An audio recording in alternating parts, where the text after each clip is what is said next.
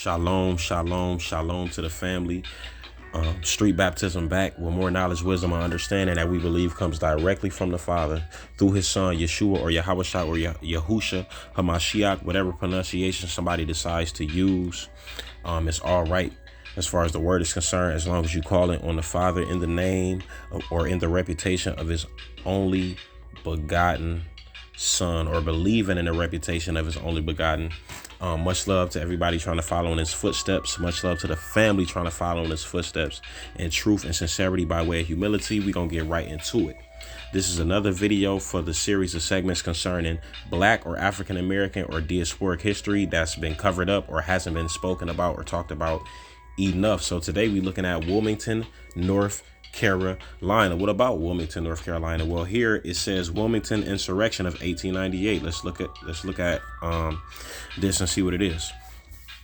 It says the Wilmington insurrection of 1898, also known as the Wilmington massacre, which it really was, of 1898, or the Wilmington coup-op of 1898, was a riot and insurrection carried out by white supremacists in Wilmington, North Carolina, United States on Thursday, November 10th, 1898.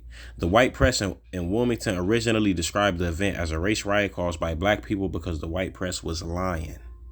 The facts speak, the truth speaks always. Since the late 20th century and further study, the insurrection or the massacre has been characterized as a coup d'etat, the violent overthrow of a duly elected government by a group of white supremacists. Now understand what we're about to get into.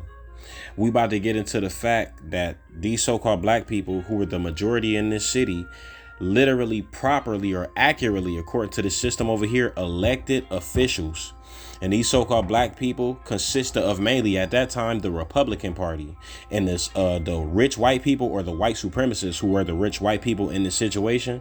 These people were Democrats. That's important because anybody who pays attention to politics today knows that black people rally behind Democrats, and Republicans we try to stay away from. Well, at this time we were electing and being elected as, especially here in Wilmington, North Carolina, Republicans.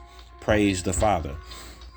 So let's keep reading here. Mob posing by the ruins of the Daily Record. The Daily Record was a newspaper that was ordained or owned by a so-called black man at that time. And this is the mob, the white mob. They burned this place down. Location, Wilmington, North Carolina. Date, November 10th, 1898. Target, black residents, black businesses.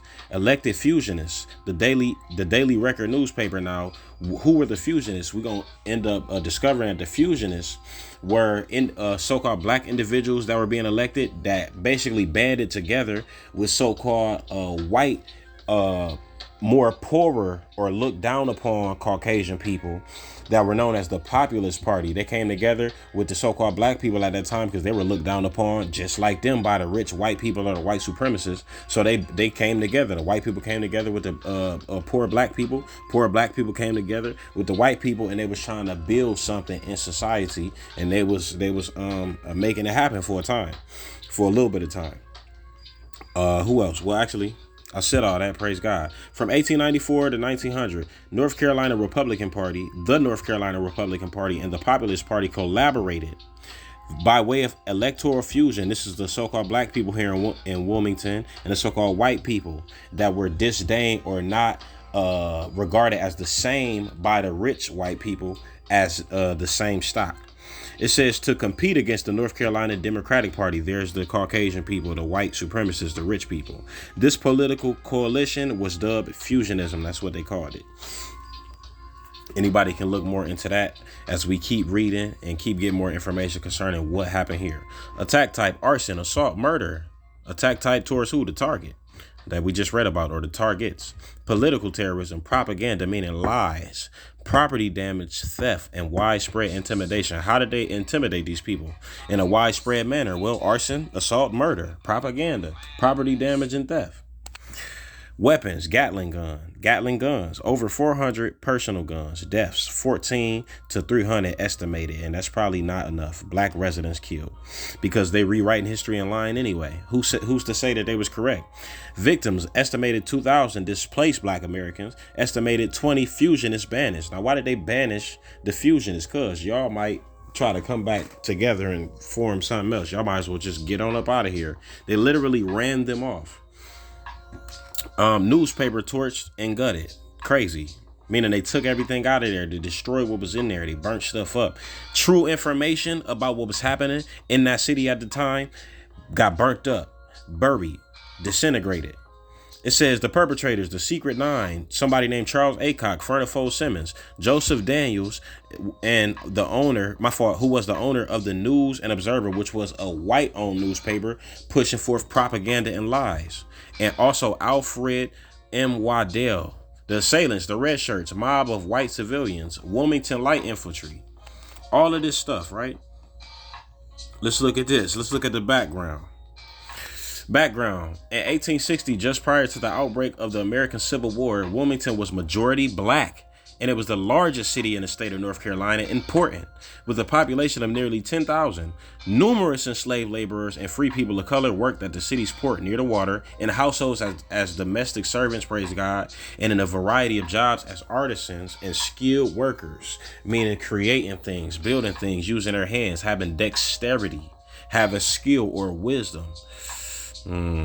Now, let's keep going. And see what's going on here. My fault.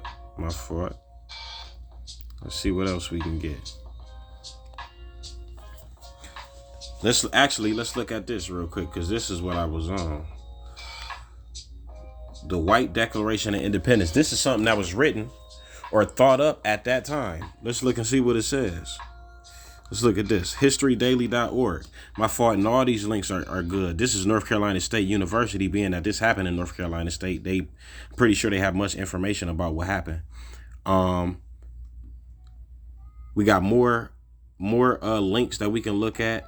Let's look at this link though. HistoryDaily.org.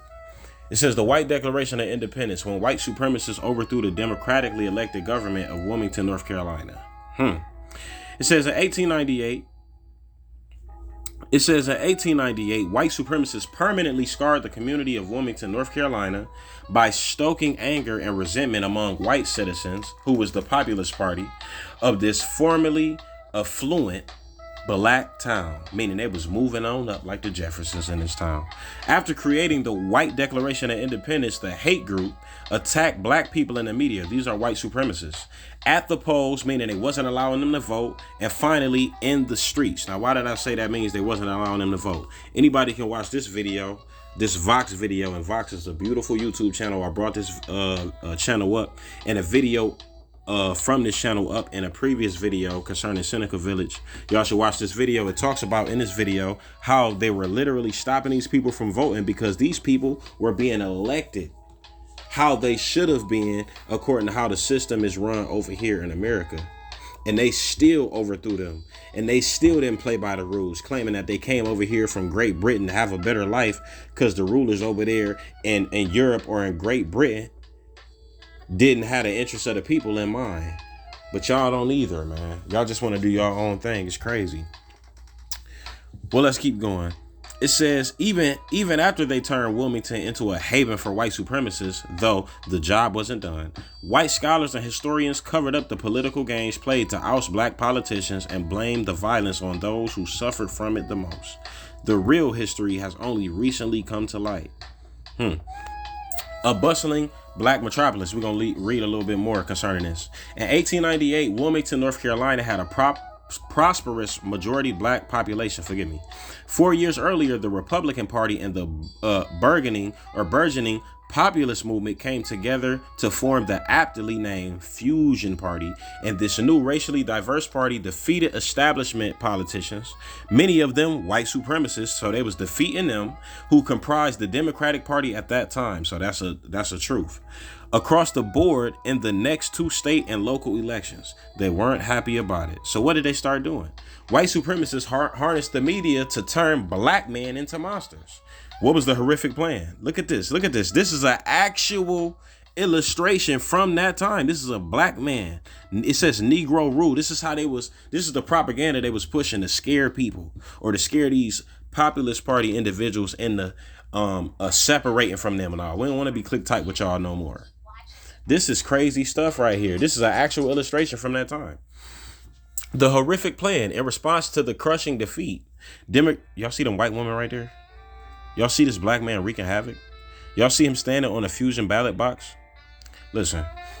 In response to the crushing defeat, Democratic Party leaders like Furnifold Simmons, Charles Aycock, and Alfred Moore Waddell put their heads together and hatched a plan to lure populist voters away from the Fusion Party and toward the Democrats. The Democratic Handbook of 1898, which I'm pretty sure we can look up, laid out the group's plan to regain the white vote by stoking white anger and resentment, which is essentially what white supremacists have been doing ever since. To the end, they used the local paper called the News and Observer, which was a white-owned newspaper, to run a wide series of political cartoons that depicted or showed black men as monsters who only existed to attack white women and take people's jobs, and warn readers of the threat of Negro rule. That's crazy. Even though most fusion leaders were white. Now, anybody can look more into this and see how they overthrew this government that was duly elected or rightfully elected. This stuff is crazy. I want to read, if I can find the White Declaration of Independence. Here we go. This is what they literally wrote at this time. I want to read this. I haven't read this, so we reading this live. The News and Observer. Crazy. Here's the full text of the White Declaration of Independence, written prior or before the massacre and the coup d'état of Wilmington, North Carolina. Believing that the Constitution of the United States contemplated a government to be carried on by an enlightened people, believing that its framers did not anticipate the enfranchisement of an ignorant population of African origin. That's crazy. Believing that the people who came up with the Constitution didn't anticipate the enfranchisement of an ignorant population. Now, what does it mean to be enfranchised? He said they didn't envision an enfranchisement of these ignorant black people. Well, what does enfranchisement mean? Praise God. Enfranchised. Is that going to pop up? Yep. Early 15th century. The people who framed the Constitution, this is what they saying in this White Declaration of Independence. From the early 15th century, grant someone the status or privilege of citizenship. Admit to membership in a town. So they literally saying these people came up with the Constitution didn't want to enfranchise these so-called black people. They want them to be disenfranchised, which is the opposite of this. Meaning, if this means, it's telling us here, ultimately goes back to the word in, which means to make or to put in, plus frank, which means to be free. They didn't want us to be free over here. That makes sense because they brought us over here involuntarily and made us slaves. Now we can't be slaves no more how they want us to be slaves, because we still are slaves, but now they want us gone. So they don't want us in Wilmington, but we went to Wilmington and we established Wilmington. And we got elected in Wilmington according to y'all government branch establishment over here in America. This is crazy stuff, y'all. I love this stuff, but it'd be sad. So the framers did not anticipate the enfranchisement of an ignorant population of African origin, and believing that those men of the state of North Carolina who joined in framing the Union did not contemplate for their descendants subjection to an inferior race. So they literally saying here that the people who was click tight with the people who made the Constitution or who supported the making of the Constitution definitely didn't see in their future being inferior to or being under or in subjection to black people that they brought over here to be slaves in the first place. That's literally what this is saying. We, the undersigned citizens of the city of Wilmington and county of New Hanover, do hereby declare that we will no longer be ruled and will never again be ruled by men of African origin. This is literally what they wrote in 1898. This condition we have in part endured because we felt that the consequences of the war of secession were such as to deprive us of the fair consideration of many of our countrymen. Listen, y'all. This is, I'm pretty sure there's some more good stuff in here, but I'm not even gonna finish reading it. I'm gonna let y'all read it on your own. But we got the beginning, and here now we want to go directly to the scripts because we unwant it, and that's clear. And this history ain't even talked about or spoken of during what they call Black History Month. So I'm gonna go to this, what Jeremiah wrote. Lamentations, the book of Lamentations is right after Jeremiah. We're gonna go to chapter 4. Jeremiah wrote the book of Lamentations. And he was lamenting or crying. or in anguish or pain for what he was seeing and experiencing concerning the children of Israel in the time of the Babylonians. That's the time period we in. Now, what did he say in Lamentations chapter 4? In verse 17. It says, as for us, this is in the end of his Lamentations, in the 4th chapter. As for us, our eyes as yet fail for our vain help. See, because now, whereas at that time we had political power, clearly so much so that they came up with a white Declaration of Independence to remove us from power, because they couldn't do it properly according to the system they established. We had that power at that time. Now we seeking for, like, we don't even have that power. Even though we shouldn't even be over here on this side of the earth or under the system of these people who brought us over here involuntarily, we don't even have, like, who's being elected today in different cities? Where's the governors that have our best interests in mind with no cutting corners? We don't have that. So our eyes have failed for our vain help, because now what we doing that we was doing at that time? In our watching or observing or looking, we have watched for a nation that could not save us, or a nation that would not save us, or a nation that can't save us. What was they doing at that time that they still doing now? Verse 18, they hunt our steps. Man, sound like the police, sound like some Queen and Slim. That we cannot go in our streets. It sound like the police cameras that they start putting up 7, 8, 9, 10 years ago in the ghettos, in the hood. Our end is near, our days are fulfilled, for our end is come. And this is what Jeremiah was speaking at that time for that time, but we can see that in fulfillment today as well. Clearly the end has come for our people until we start going up and seeking light, until we want to remove from the darkness.